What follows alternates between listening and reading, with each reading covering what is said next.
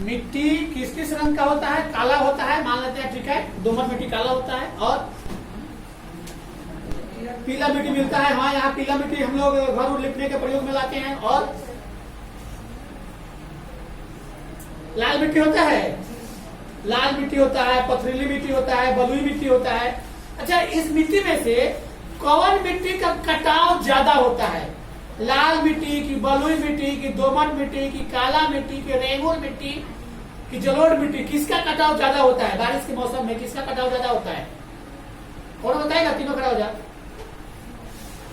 बारिश होता है तो कौन मिट्टी ज्यादा दहता है? ये बताओ ना। बलुअस मिट्टी। बलुई मिट्टी भी दो तरह का होता है। अब कौन बलुई? तो एक देखना, ये जो लाल बालू आता है, ये बालू अलग है। और हम लोग के यहाँ जो बालू होता है वो मिहीन बालू होता है। ये बलुई मिट्टी जो होता है, बारिश के बूंद गिरेगा तो अपने जगह से अलग हट जाएगा, फिर और बूंद गिरेगा तो उसके पानी के धारा के साथ दहने लगेगा, बहने लगेगा। यानी कच्चा बालू जो होता है, कच्चा बालू जो मिट्टी के कलर का बालू होता है, वो बलुई मिट्टी का कटाव ज्यादा होता है। बारिश के मौसम में पेड़ पौधे अगर ना होंगे तो क्या होगा? बारिश के मौसम में पेड़ पौधे कैसे हमें बचाते हैं, या मिट्टी को कैसे बचाते हैं? ये नहीं, पानी उसके पत्ते पर गिरते हैं, पत्ते पर से गिरने के बाद पत्ता पर से नीचे गिरता है तो धीमा गति में आ जाता है और उसका जड़ मिट्टी को जकड़ के रखता है, इसलिए मिट्टी का कटाव कम होता है लेकिन कम होता है। पेड़ पौधा बारिश लाने में कैसे मदद करता है? क्या पेड़ पौधा नहीं होगा तो पानी होगा? पेड़ पौधा बारिश लाने में मदद करता है क्योंकि बादल ऊपर से घूरते रहते हैं, इधर से उधर जाते रहते हैं, और पेड़ पौधों की संख्या ज्यादा होगी तो वह अवशोषित, अपने तरफ खिंचाव, और खिंचाव होगा तो वायुमंडलीय वातावरण, ऊपर से बादल नीचे आएगा तो पानी के रूप में बरसना ही पड़ेगा। जहाँ ज्यादा पेड़ पौधा की संख्या है वहाँ पानी ज्यादा होना ही होना है, और ज्यादा पेड़ पौधा की संख्या नहीं है वहाँ आप कहोगे कि सर मरुस्थलीय क्षेत्र में कभी कभी पानी ज्यादा हो जाते हैं। तो चक्रवात या मौसम के अनुकूल एक, जैसे कि अभी मान के चलो घाटा घिरा हुआ है लेकिन यहाँ पानी नहीं होगा, ये जाकर किसी और क्षेत्र में पानी बहुत ज्यादा हो जाएगा। हवा के गति के कारण वह बरसने को रहता है, तब तक दूसरे ओर धकेल देता है हवा, तो दूसरे क्षेत्र में जाकर बरस जाता है। कभी कभी ऐसा होता है ना कि पानी तुम्हारे पास हो रहा है, कुछ दूर नहीं हो रहा है। तो ये बादल के गति के ऊपर डिपेंड करता है। अगर धीमा गति है तो ज्यादा बरसते जाएगा, अगर फास्ट गति है तो कम कम बरसते आगे निकल जाएगा। अब बता सकते हो कि मिट्टी हमारे लिए उपयोगी है कैसे? मिट्टी हमारे लिए उपयोगी है कैसे? मिट्टी से क्या क्या मिलता है हमें? अगर मिट्टी नहीं होगा तो हम लोग होंगे? पहाड़ पर हम लोग खेती कर सकते हैं? पहाड़ पर उगेगा बीज? बीज को तो मिट्टी चाहिए ही चाहिए, पहाड़ पर तो उगेगा नहीं। तो मिट्टी फसलों को उगाने में मदद करता है, बिना मिट्टी के फसल उग नहीं सकता है। पेड़ पौधा मिट्टी के बिना उग नहीं सकता है। और मिट्टी का निर्माण कैसे होता है? चलो यहाँ से आगे चलते हैं। मिट्टी का निर्माण कैसे होता है? पहाड़ों के टूटने फूटने से, घिसने से मिट्टी का निर्माण होता है। ओके, अगर एक पत्थर को बुकनी कर दिया जाए तो मिट्टी का रूप धारण कर लेगा, उसमें हम बीज को डालेंगे, नमी मिलेगा, उगने लगेगा। तुम लोग खड़े हो जाओ तीनों। जल की कमी होने का क्या क्या कारण हो सकता है? हमें जल कम प्राप्त हो रहा हो तो उसके लिए क्या उत्तरदायी हो सकता है? काहे हमें जल कम मिल रहा है, या जल का स्तर कुआं में नीचे चला जाता है, या चापाकल कभी कभी पानी छोड़ देता है। क्यों? गर्मी के मौसम में ऐसा देखने को मिलता है। ऐसा क्यों होता है? टेम्परेचर ज्यादा होने के कारण वाष्पित, यानी भू जल स्तर वाष्पित हो जाता है, इसलिए नीचे चला जाता है। यानी जल स्तर जो धरती पे होना चाहिए वो अवशोषित होकर बादल के रूप में चला जाता है, और ये जल स्तर नीचे चला जाता है, इसलिए कल का चापाकल जो है उतने नीचे से खींच नहीं पाता, इसलिए सूखने लगता है। कूड़ा कचरा पानी को कैसे प्रदूषित करता है जी? गल जाता है, सड़ जाता है तो महकने लगता है। क्या कूड़ा कचरा पानी में फेंकने से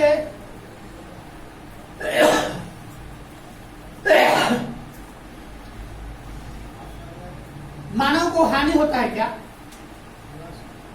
मानव जानवर सबको हानि होता है।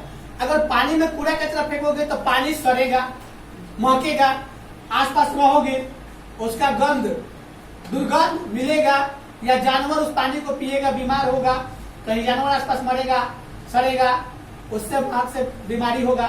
तो इस प्रकार से वह प्रदूषण फैलाता है। जल का संकट कहाँ कहाँ देखने को मिलता है? राजगीर गया था सब। कब तुमको एहसास हुआ कि पानी बहुत जरूरी है? पहाड़ पर चढ़ने में पानी कट सूख रहा था, चल रहा था लोग तो कट सूख रहा था। पानी सोचता है कि कोनो बोतल लिया हो तो छीन के पी ले, ऐसा महसूस होता है। जब जहाँ जल उपलब्ध न हो और वहां प्यास लग जाए, तब पानी का महत्व पता चलता है कि पानी का कितना महत्व है। टहलने जाओगे या पहाड़ पर चढ़ते वक्त रास्ते में जब जोर से प्यास लगे या धूप तेज हो, तब तुमको एहसास होगा कि वो कोई पानी देता था, दुबला पी लेते।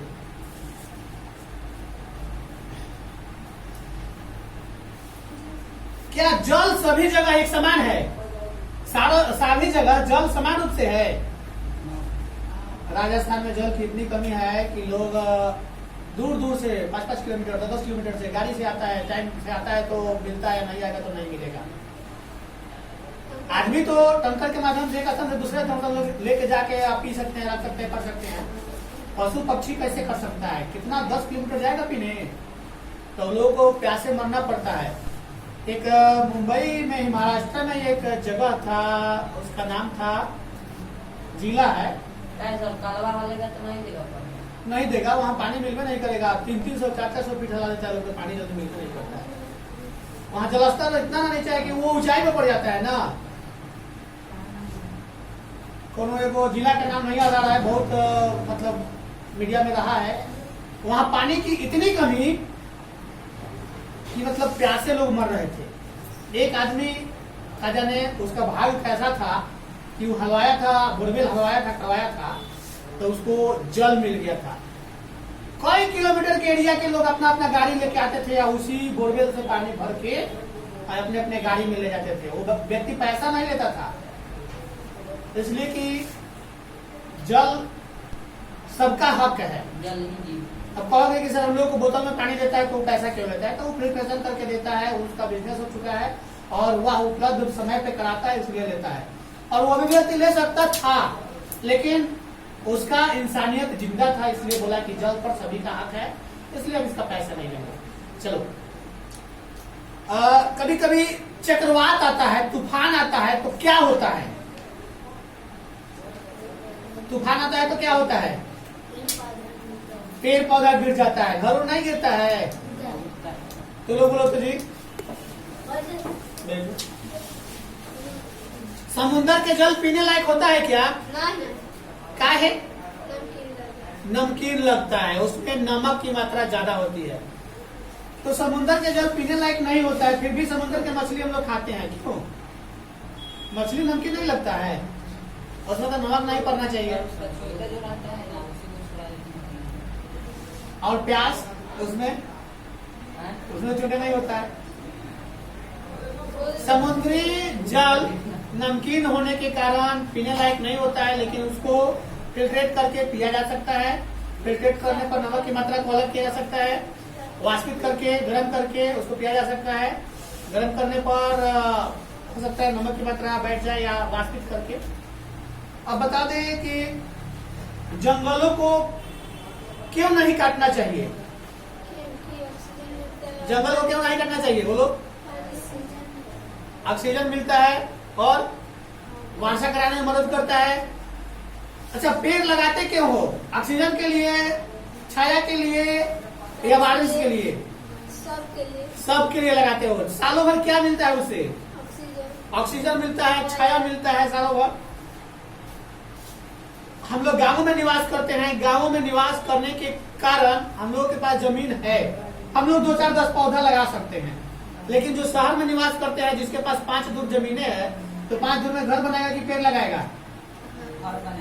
तो पेड़ नहीं लगाएगा, ऑक्सीजन कहाँ से लेगा? घुट के मरेगा। तो इसलिए पेड़ लगाना चाहिए, जितना है उतना ही में एक पेड़ लगाना चाहिए। थोड़ा सा जमीन वैसे बनाकर पेड़ लगाना चाहिए। अब बताओ कि आखिरकार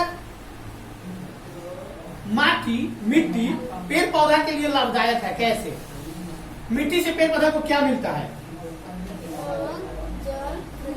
खनिज, लवण, जल मिट्टी से मिल जाता है, और सूर्य के प्रकाश से उष्मा मिल जाता है, प्रकाश मिल जाता है, और वो अपना निर्माण कर लेता है।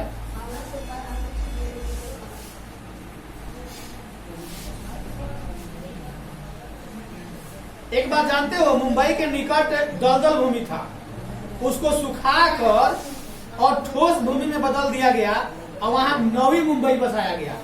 अभी मुंबई का नाम सुनोगे, नवी मुंबई। उसको दलदली भूमि को सुखाकर ठोस बनाकर उसको बसाया गया है। कृषि क्यों करना चाहिए? क्या करना चाहिए खेती? काय के लिए? तू लोग गुंग है क्या? कुछ नहीं बोल रही है, गुंग है? कुछ तो बोलो।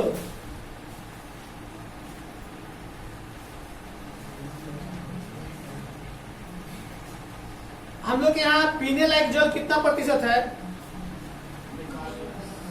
71%। वो समुद्र का जल है।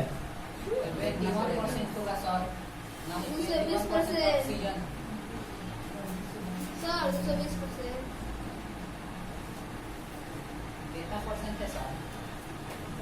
मीठी जल बहुत कम है। मीठी जल बहुत कम है। जल तो पृथ्वी के 97% हिस्सा पर जल है। 2% बर्फ वाला जल है, 1% नदी में जल है।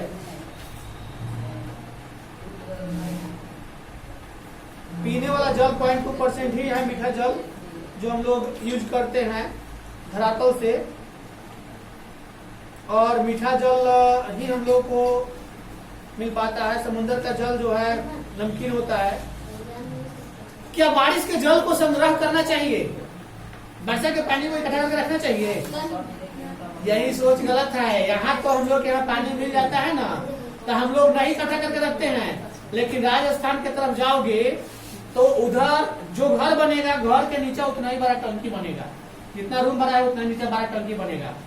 घर के छत का, सारा छत का पानी का नल के माध्यम से, पाइप के माध्यम से उस टंकी में स्टॉक किया जाएगा। और जब गर्मी का मौसम आ जाएगा, पानी नहीं मिलेगा, उसी पानी को निकाल कर गर्म करके रेड करके पीना होगा, मवेशियों को पिलाना होगा। वो पानी स्टॉक करके रखा जाता है। वहाँ के लोग पानी के महत्व को समझते हैं। यहाँ तो तुम लोग जिस पानी को पीते हो उसी पानी को नहाने में, कपड़ा धोने में, मतलब खाने में यूज करते हो। लेकिन वहाँ पानी के महत्व लोग समझते हैं। बैठो।